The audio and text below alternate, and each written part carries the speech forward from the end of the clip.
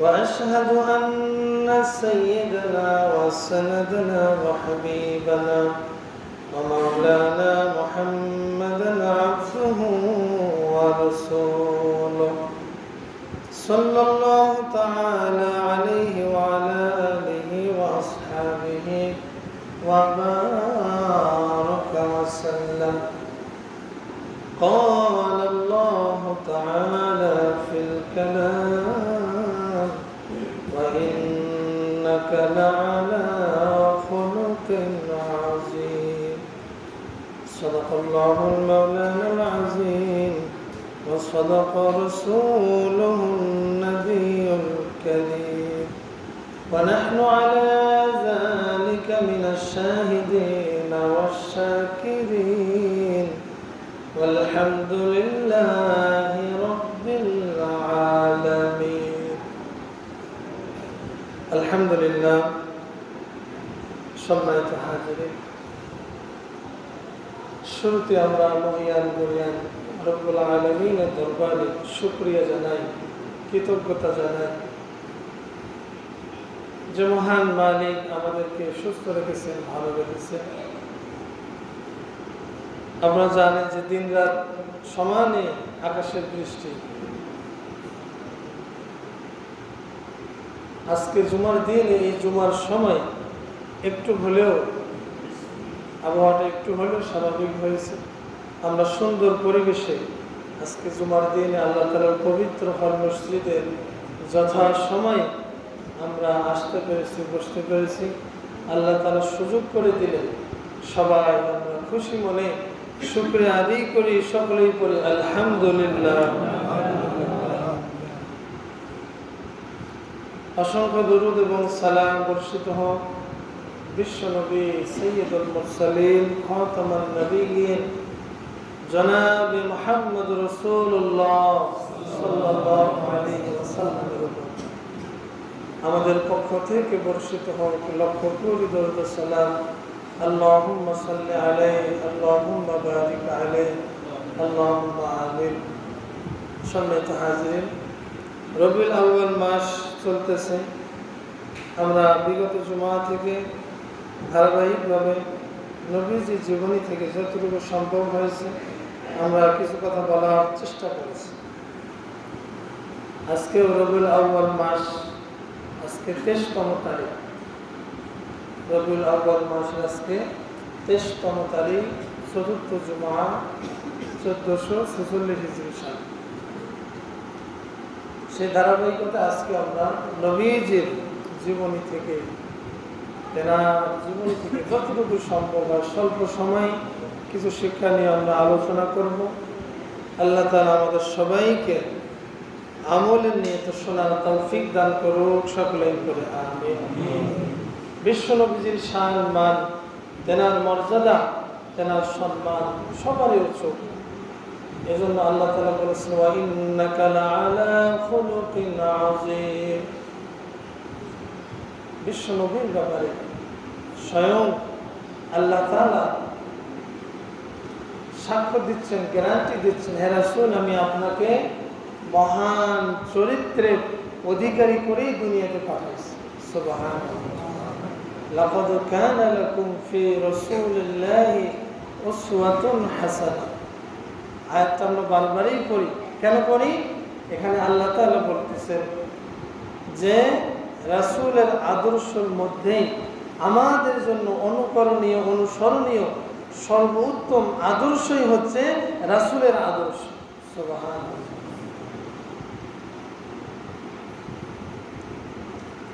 নবীজিকে আল্লাহ তাআলা এইভাবেই বানাইছেন, দুনিয়াতে পাঠাইছেন। তিনি শুধু নিজের চিন্তা করতেন না, প্রতিবেশীর চিন্তা করতেন, আত্মীয়তার চিন্তা করতেন, সবার খোঁজ খবর রাখতেন। এমনকি বিশ্ব নবীজির দুধমা হালিমা, আমরা সবাই তেনার নাম জানি।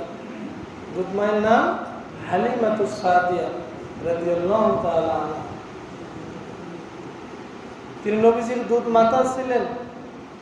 নবীজি তেনার ঘরে কয়েক বছর লালন পালন হয়েছে। এজন্য বিশ্ব নবীজি যতদিন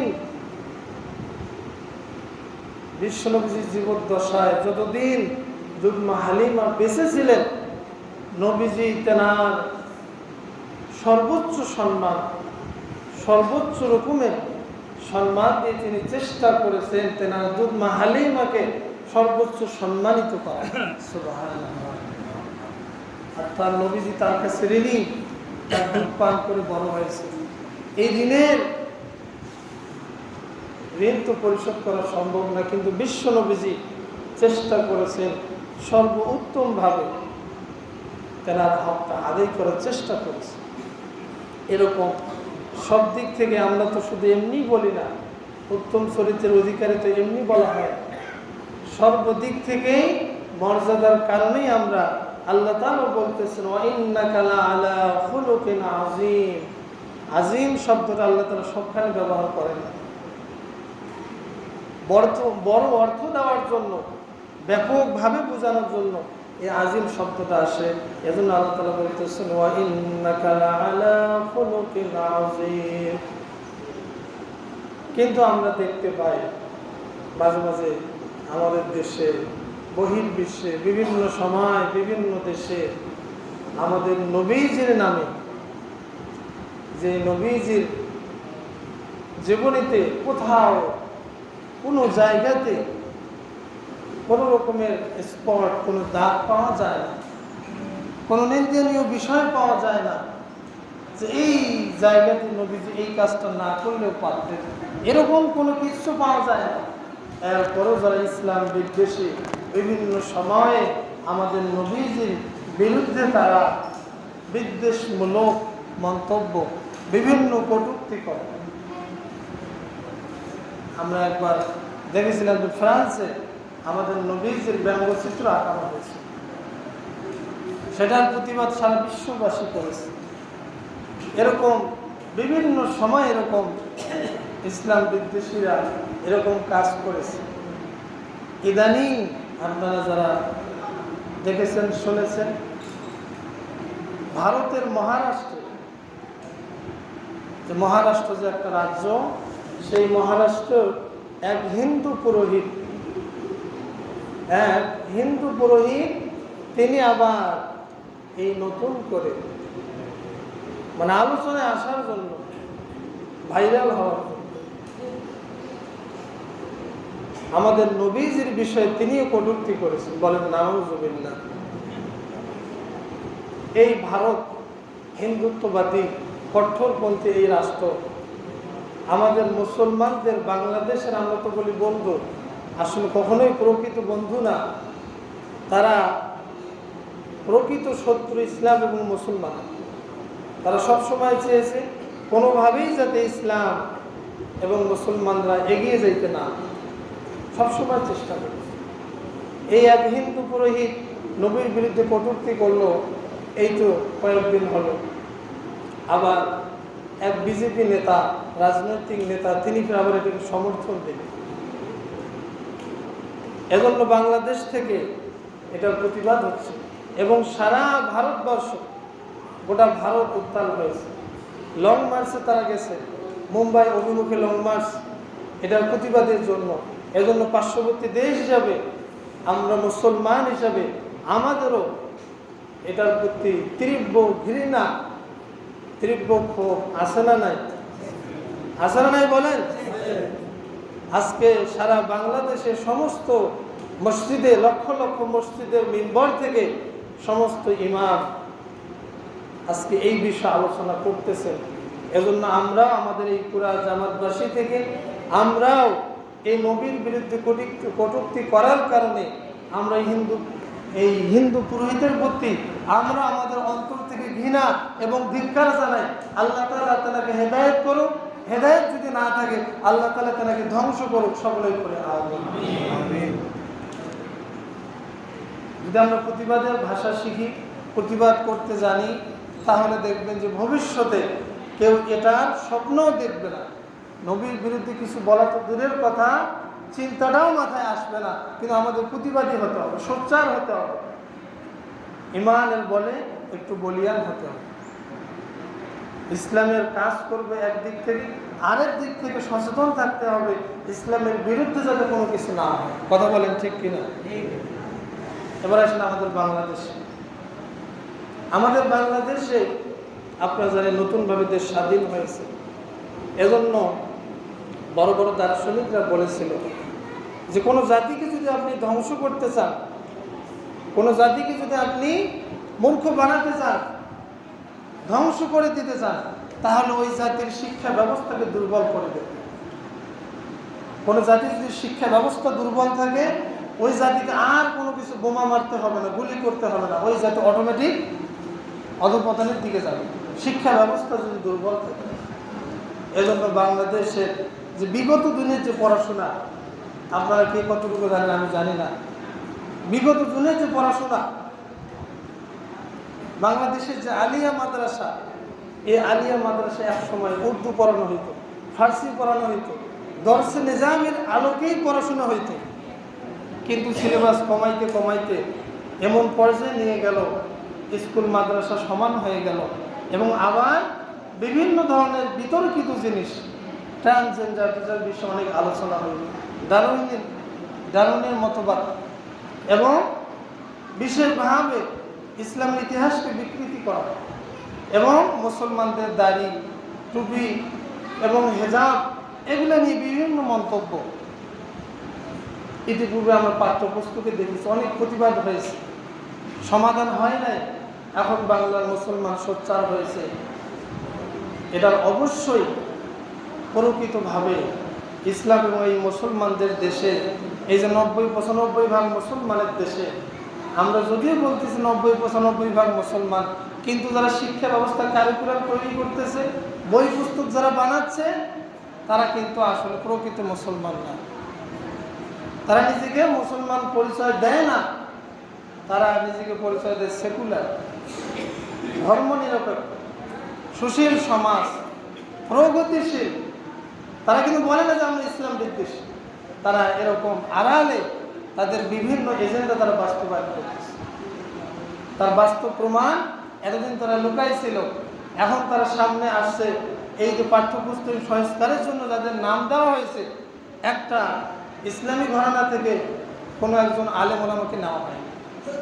এটা অবশ্যই দুঃখজনক, কারণ ইসলামের ইতিহাস, কোরআন, হাদিস, ফিকহ, আদব, তাফসীর, এই যে বিষয়গুলা, এটা কি সাধারণ মানুষ এই সিলেবাস দিতে পারবে? কি বলেন আপনারা? অবশ্যই যারা এই পাঠ্যপুস্তক, এই বিষয়ে যারা পড়াশোনা করেছে, তাদের পক্ষেই তো সম্ভব।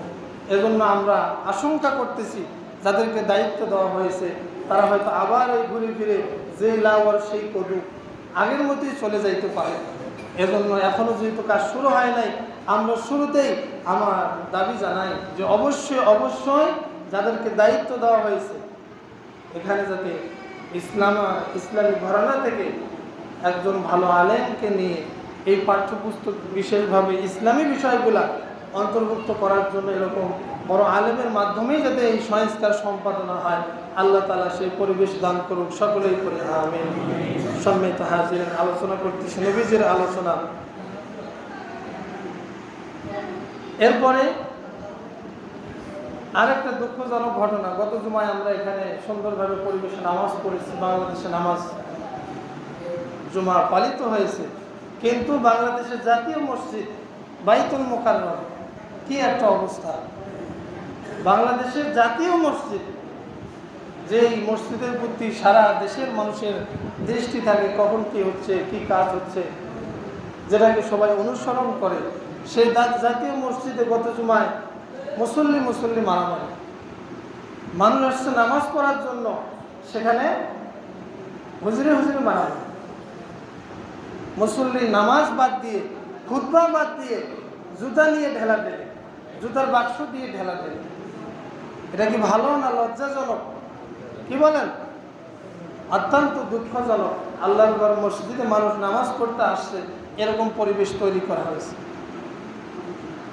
এটা কেন বললাম হচ্ছে যে আমাদের চিন্তা ভাবনা কোন পর্যন্ত পৌঁছে গেলে, আমরা কত নিচে নামলে আমরা মসজিদে বিভিন্ন দলাদলি করি, বিভিন্ন রকমের ঝগড়া ফাসাদ করে মসজিদে খুতবা বন্ধ হয়ে যায়, মসজিদে নামাজ বন্ধ হয়ে যায়। এটার সমাধান কিছুদিনের মধ্যে হয়েছে, কিন্তু আমরা এইখান থেকে এটা বলার উদ্দেশ্য হচ্ছে এটাই, আমরা অন্তত এত নিচে যাতে না নেমে যাই। সমস্যা আছে, সমাধানও আছে, কিন্তু মসজিদে নামাজ বন্ধ করে খুতবা বন্ধ করে দিয়ে সবাই টুপিওয়ালা, ঝগড়া বিদ্বেষ, হিংসা বিদ্বেষ, এগুলো যাতে কোনোভাবে আমরা আল্লাহর মসজিদে এই পবিত্র জায়গায় যাতে না হয়, এরকম দৃশ্য যাতে আমাদের আর দেখতে না হয়। আল্লাহ তাআলা আমাদের সবাইকে হেফাজত করুক, সকলেই করে আমিন। আল্লাহ তাআলা আমাদের সবাইকে কবুল করুক, সকলে করি আমিন। সম্মানিত হাজিরিন, আলোচনা অনেক, বিষয়বস্তু অনেক বেশি, যেহেতু সময় কম, কিছু বিষয় আলোচনা করে আমি আজকের আলোচনা শেষ করব। আল্লাহ তাআলা তৌফিক দান করুক, সকলেই করে আমিন। নবীজির আলোচনা আমরা বিগত জুমআ থেকে করেছিলাম। আজকে আমরা নবীজির বিষয়ে আমাদের বিশ্বাসটা কেমন হবে, দুই একটা কথা না জানলেই নয়। আমরা যে নবীকে অনুসরণ করি, নবীর নাম শুনলেই যে দরুদ পাঠ করি, সেই নবীকে আমরা শ্রেষ্ঠ মনে করি, উত্তম আদর্শ মনে করি, অবশ্যই সেই নবীজির বিষয়ে আমাদের বিশ্বাসটা কেমন হবে? এটা কি বাড়াবাড়ির পর্যায়ে যাচ্ছে, না একবারে সারাসারি?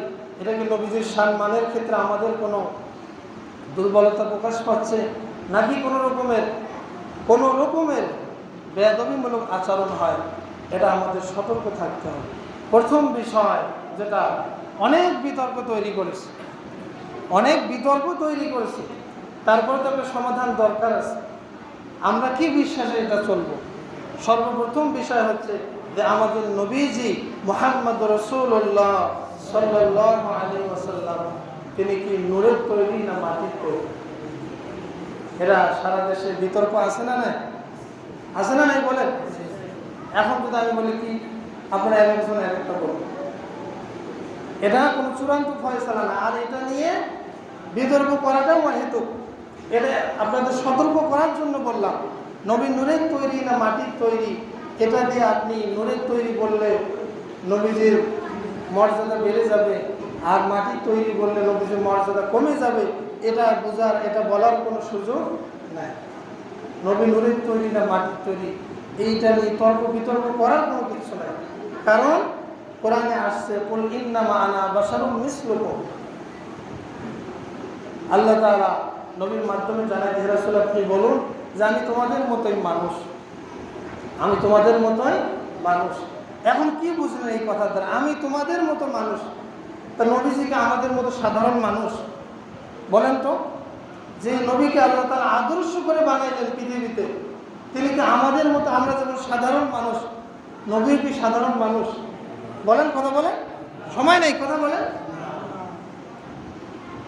তেনাকে একবারে সাধারণ পর্যায়ে নিয়ে আসা যাবে না, কারণ আমাদের স্বপ্ন সাধারণ, নবীদের স্বপ্ন হচ্ছে ওহী। নবীর প্রতি ওহী করা হয়েছে। নবীকে আল্লাহ তাআলা মেরাজে নিয়ে আশ্চর্য জিনিস আল্লাহ তাআলা মুজিজা দেখাইছেন, কোরআনুল কারীম নাযিল করেছেন। একবারে তেনাকে স্বাভাবিক ধরাও যাবে না, কারণ নবীর উপর আল্লাহ তাআলা কোরআন নাযিল করেছেন, যে কোরআনের ওজন এত বেশি। আল্লাহ তাআলা উদাহরণ দিয়েছেন, এই কোরআন যদি আমি পাহাড়ের উপর নাযিল করতাম, পাহাড় একবারে চূর্ণ বিচূর্ণ হয়ে ধূলিসাৎ হয়ে যেত।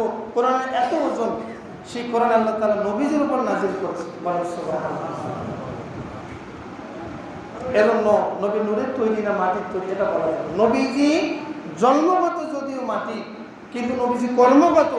নবীজি আসছেন আদর্শ নিয়ে, অন্ধকারের মানুষকে আলোর দিকে নিয়ে আসার জন্য। নবী যখন দুনিয়াতে আগমন করেছিলেন, সঙ্গে সঙ্গে মক্কাবাসী পুরা পৃথিবী আলোকিত হয়ে গেছে। বলেন সুবহানাল্লাহ। তা নূর মানে কি? নূর মানেই তো আলো।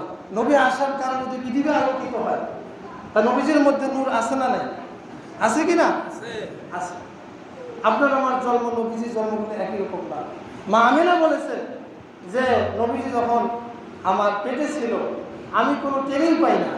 অন্যান্য বাচ্চা যখন পেটে থাকে, বিভিন্ন গুতাগুতি, বিভিন্ন রকমের নড়াচড়া করে, নবীজি কোনোভাবেই, মা আমিনাকে কোনোভাবেই কষ্ট দেয়। বলেন সুবহানাল্লাহ।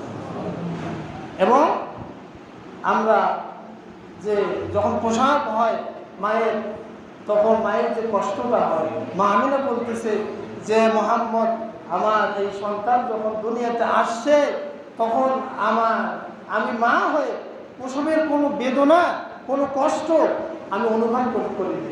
সুবহানাল্লাহ।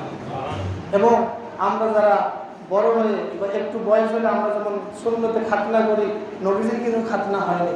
নবীজির জন্মগত মায়ের পেট থেকে আল্লাহ তাআলা খাতনা করেই দুনিয়াতে পাঠাইছে। এজন্য নবীকে একবার আমাদের সাধারণ বলা যাবে না। এজন্য বলতে হবে নবীজি যদিও জন্মগত আমাদের মতো মাটি, কিন্তু নবীজি কর্মগত নয়। কর্মগত কি? আল্লাহ তাআলা সহিহ বুঝ দান করুক, সকলেই পড়ে আমিন। এরপর নবীজি গায়েব জানে কিনা? গায়েব জানে। গায়েব মানে অদৃশ্যের খবর, সামনের ভবিষ্যৎবাণী। যতটুকু আল্লাহ তাআলা নবীকে জানাইছেন ততটুকু নবী জানেন।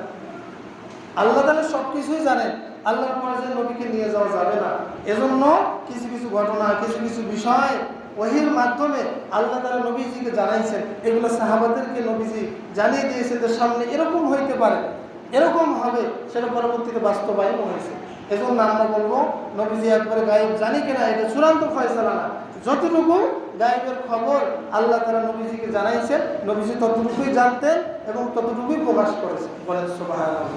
এরপরে নবীজি হায়াতুন নবী নাকি? হায়াতুন নবী মানে নবী যে এই ইহলোক ত্যাগ করেছেন, তিনি যে রওজা মুবারকে আছেন, কি অবস্থায় আছেন, এটা একটা চূড়ান্ত প্রশ্ন। ভালো করে মনোযোগ দেন।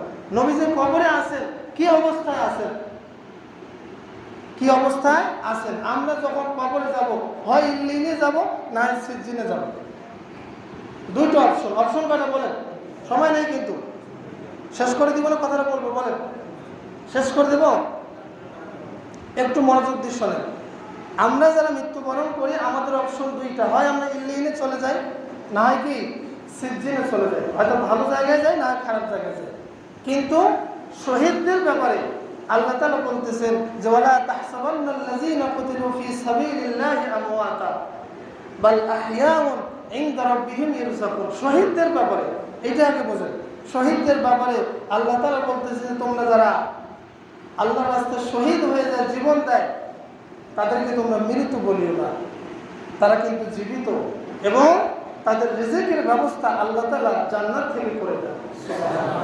অর্থাৎ শহীদদের ব্যাপারে আল্লাহ তাআলা বলতেছেন তারা কি মৃত না জীবিত? জীবিত।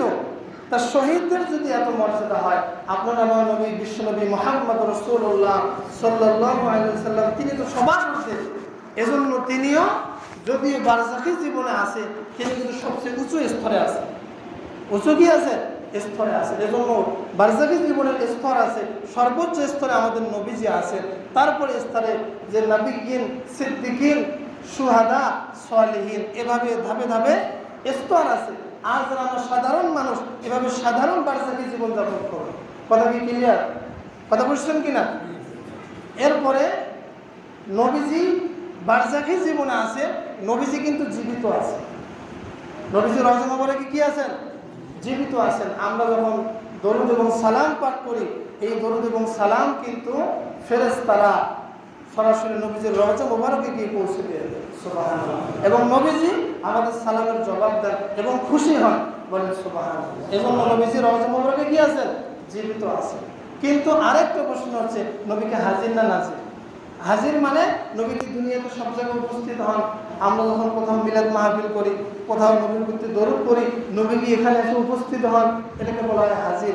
আর নাকি নবীজি রওজা মুবারকেই থাকেন, সেখান থেকে সালামের উত্তর দেন, এটাকে বলা হয় নাজির। অর্থাৎ হাজির নাজির মানে নবীজি সব কিছুই দেখেন অথবা সবখানেই যান। এই ব্যাপার হচ্ছে নবীজিকে কোথাও যাইতে হয় না। নবীজিকে পৃথিবীর কোথাও কি যাইতে হয় না। তিনি আছেন বারজাখী জীবনে, তিনি তো এই দুনিয়ার জগতে আসার কোনো প্রয়োজন নাই। এই জগৎটাই তো আলাদা, আর বারজাখী জীবনের জগৎ আলাদা। ওই জগৎ থেকে এই জগতে নবী আসবেন না, ওই জগতেই তিনি জীবিত আছেন। এবং আমরা যখন সালাম পাঠ করি, নবীজি খুশি হন, সালামের জবাব দেন। বলেন সুবহানাল্লাহ। আমরা যে কথাগুলো শুনলাম, আল্লাহ তাআলা আমাদের সবাইকে বাস্তবে আমলের তৌফিক দান করুক, সকলেই পড়ে আমিন। আজকে যতটুকু আলোচনা শুনলাম, আল্লাহ তাআলা আমাদের সবাইকে সহিহ